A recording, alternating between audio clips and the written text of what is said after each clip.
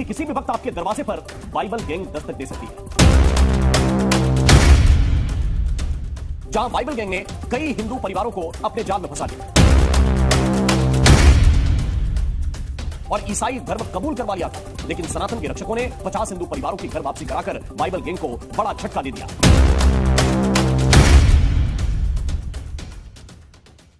बयखौबो बोसोरगिरिफोरबो जिसु ख्रिस्टनि मुङै खुलुमहरबाय आरो लोगोसेयैनो फिन दिनैनि गोदान भिडिअनि गेजेरजों बरायदों।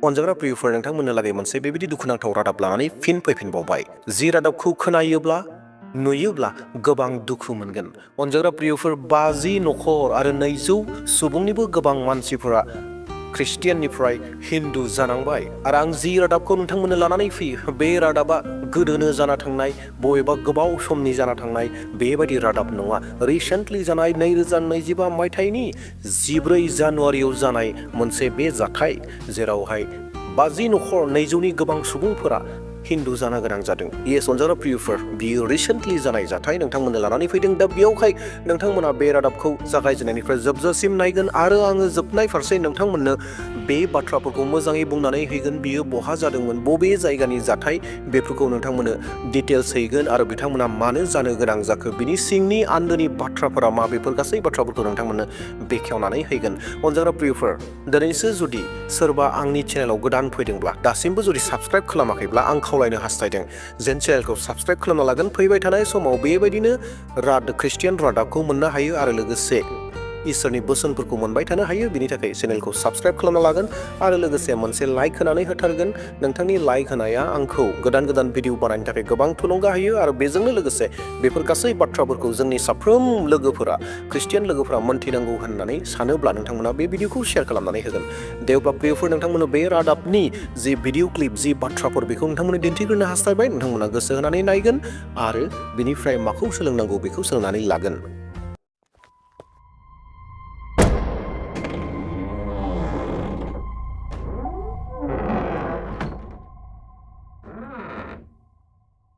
सनातनियों, सावधान हो जाइए, क्योंकि किसी भी वक्त आपके दरवाजे पर बाइबल गैंग दस्तक दे सकती है, जो धर्मांतरण के लिए किसी भी तरह का लालच देकर आपको फंसा सकती है। यही मेरठ और अलीगढ़ में हुआ था, जहां बाइबल गैंग ने कई हिंदू परिवारों को अपने जाल में फंसा लिया और ईसाई धर्म कबूल करवा लिया था, लेकिन सनातन के रक्षकों ने 50 हिंदू परिवारों की घर वापसी कराकर बाइबल गैंग को बड़ा झटका दे दिया।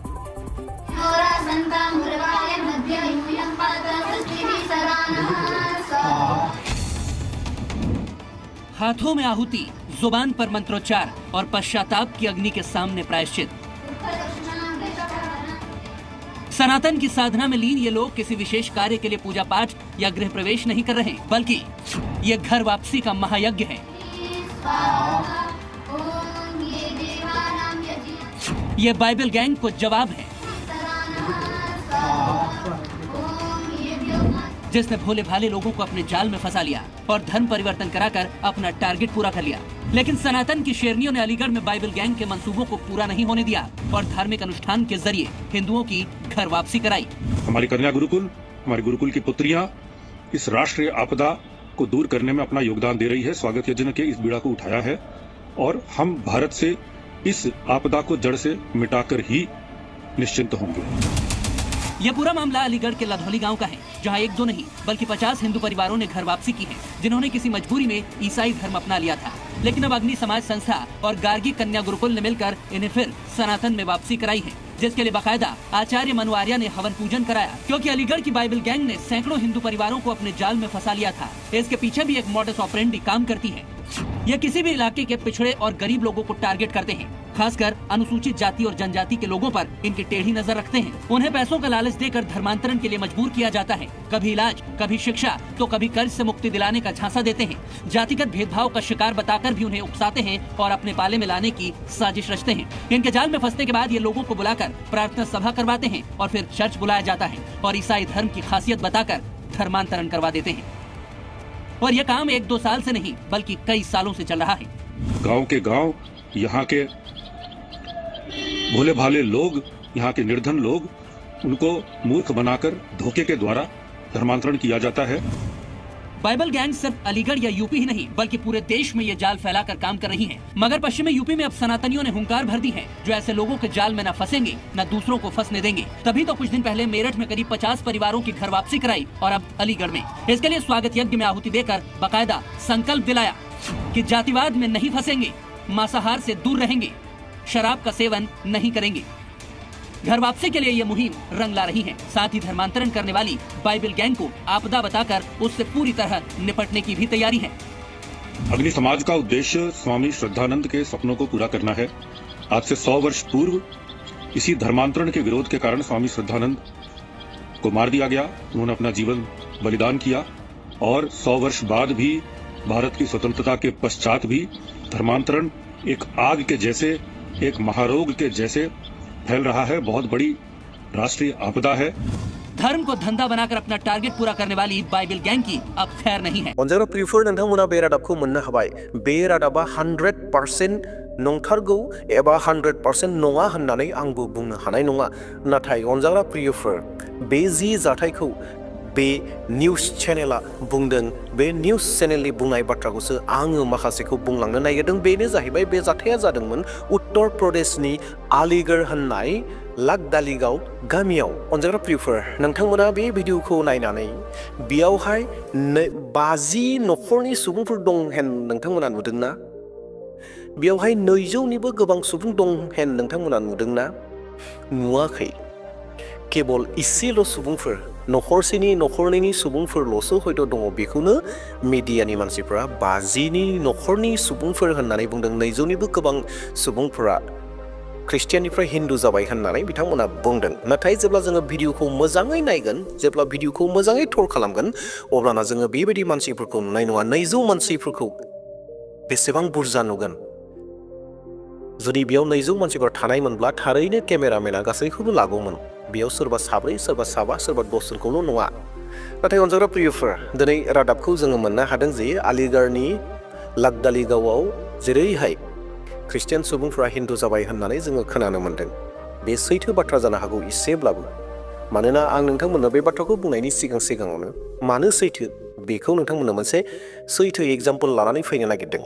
बावैसो रिसेन्टलि माखासे सानफोरनि आवगायाव, प्राय सप्तासे जाबाय, हमनानै ला सप्तासे सिगांनि आवगायाव सासे एक्स पास्टर आङो मोनसे जायगायाव लोगो मोन्दोंमोन आरो बिथांजों लोगोसे रायज्लायदोंमोन। आरो बे एक्स पास्टरा गावनि जिउ जारिमिनखौ आंनो बुंदों। बे जानाय जाथायाबो बारा गोबावनि नङा, मास मोनसे मास मोननै सिगांनि बाथ्रा। बे पास्टर बुंनाय बाथ्रायाबो आंनो जिखौ पास्टरा गावनि मोन्दांथि एबा गाव मोननाय गावनियाव जानाय बे बाथ्राखौ बुंदों। बे जाहैबाय बिथाङा मोनसे टाउनाव थांदोंमोन आरो टाउनाव थांनायाव बिखौ माखासे सेंग्राफोरा नोजोर होदोंमोन आरो बैसोर जाहैबाय RSSनि मानसिफोरमोन। बिसोरो बे पास्टरखौ नोजोर होदों आरो पास्टरखौ थांनानै लोगो हमहैदों आरो मोजाङै लोगो हमनानै बेजों रायज्लायदों आरो रायज्लायनानै पास्टरखौ एसे साइडआव लाना फैनानै माने बिसोरनि गावसिनि मोनसे अफिस दङ, बे अफिसाव जिराय होफैदों आरो जिराय होफैनानै सोंदों नोङो मा धोरोमनि होननानै। आरो पास्टरा बै समाव थोंजोङैनो बुंनायसै आं ख्रिस्टियान धोरोमनि होननानै। आरो बै सेंग्राफोरा, जि सेंग्राफोरा बिखौ ख्रिस्टियान होननानै मोन्थिखादों, सिरि सिरि मोन्थिखानानै दंखोमायोमोन, बिसोरबो थोंजोङै मोजाङै बुंबाय जों नोंखौ ख्रिस्टियान होननानै मोन्थिखायो, बेखायनो जोङो नोंखौ बे अफिसाव लानानै फैनाय जादों होननानै सेंग्राफोराबो बुंनायसै। बिनि उनावहाय मानो लानानै फैदों बेखौ सेंग्राफोरा फोरमायना होबाय जे पास्टर नोंथाङा जुदि दानो जुदि हिन्दु जानोसै होननानै बुङोब्ला जोङो नोंनि मुङै एबा नोंनि जायगायाव नोंनो मोनसे बिल्डिं लुनानै हैगोन। That means नोंनो आसाम टाइप न' लुनानै होगोन दानो, नाथाय मोनसे एग्रिमेन्ट खालामगोन आरो बिनि उनाव माखासे फैसाफोरखौ होगोन होननानै RSSनि मानसिफ्रा बै पास्टरखौ बुंदोंमोन। नाथाय पास्टरा बै समाव थोंजोङैनो बुंबाय बियो आंनि खामानि नङा, आंनो नाङा, बेखौ आंनो नाङा, नोंसोर गुबुननो होनोब्ला गुबुननो हो होननानै पास्टरा मोजाङैनो बुंनानै बेनिफ्राय साहा पानि लोंनानै ओंखारबोनायसै। अनजाग्रा प्रियफोर, जेखौ जोङो मिडियानि गेजेरजों मोननो हादों, रादाबनि गेजेरजों मोननो हादों, जेरावहाय 50 नखरनि सुबुंफोरा जिसु ख्रिस्ट'खौ नाजावनानै हिन्दु जाफिनबाय होननानै बुंनाय बाथ्रा। माखासे सुबुंफोरा जानो हागौ बेबायदिनो जादों, जेरावहाय गोबां धोन सम्पतिनि लालस होनानै नोंसोरो हिन्दु जाफिनदो एबा हिन्दुआव फैदो होननानै बुंदों, जेरावहाय जोङो नोंसोरनो न' लुनानै होगोन बायदि बायदि बाथ्राफोरखौ बुंदों आरो हिन्दुआव कनभार्ट खालामदों। जानो हागौ बेबायदि जाथायफोराबो जादों बेयाव। सिंनि बाथ्राया बेबायदि जानो हागौ, जेरावहाय जाय पास्टरनो आसाम टाइप न' जासिदोंमोन नों जानो होनबानो जोङो नोंनो आसाम टाइप न' लुनानै होगोन होननानै बुंदोंमोन सिं बेबायदि अबस्था सिं बेबायदि जाथायफोर जागासिनो दङ जाग्रा प्रियफोर जेखि जादिया जोङो बे रादाबनि गेजेरजों मोननो हादोंदि माखासे सुबुंफोरा थारैनो ख्रिस्टियाननिफ्राय हिन्दु जादों एबा जानो गोनां जादों बा माबा मोनसे जाहोन जानो हागौ जेरावहाय धुमकिफोर होनायबो फैनो हागौ बा माबा मोनसे धोन दौलतनि लालस होनानै होदों जानांगौ नाथाय रादाबनि गेजेराव मा बुंदों रादाब बुंगिरिया बाइबेल गें होननानै सोदोब बाहायदों जाय ख्रिस्टियानफोरा बाइबेल होदों जाय ख्रिस्टियान मिशनारिफोरा पास्टरफोरा सोरनोबा गुबुननो जिसु ख्रिस्टनि बाथ्राखौ मोन्थिथों धोरोमनि बाथ्राखौ मोन्थिथों जिसु ख्रिस्टनि बाथ्राखौ मोन्थिथों होननानै बाइबेल होदों बिसोरखौ बाइबेल गें होननानै सोदोब बाहायदों गें माखौ बुङो जों बयबो मोन्थिगौ नङा होमबा गेंआ जाहैबाय मोनसे हानजा जि हानजाफोरा गाज्रि खामानिफोरखौ मावो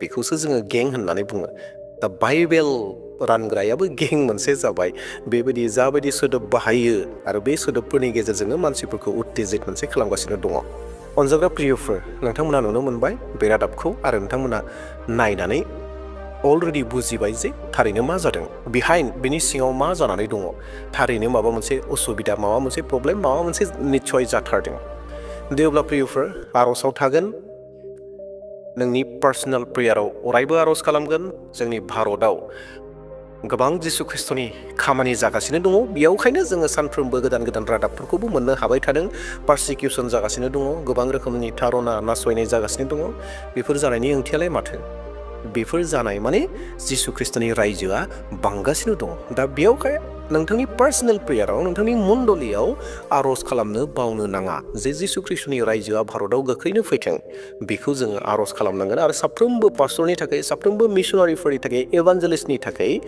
बयबो आर'ज खालाम जायफोरा गोसो होनानै इसोरनि खामानिखौ मावगासिनो दङ बिसोरनि थाखाय लागारबो आर'जआव था दे अब्ला प्रियफोर दिनैनि रादाबखौ बेसेयावनो दोनथ'नोसै फैबाय थानाय समाव बेबायदिनो गोदान मोनसे रादाब बा इसोरनि बोसोनखौ नोंथांमोन लानानै फैगोन दिनैनि भिडिअआ बेसेनोसै थेंक इउ आमेन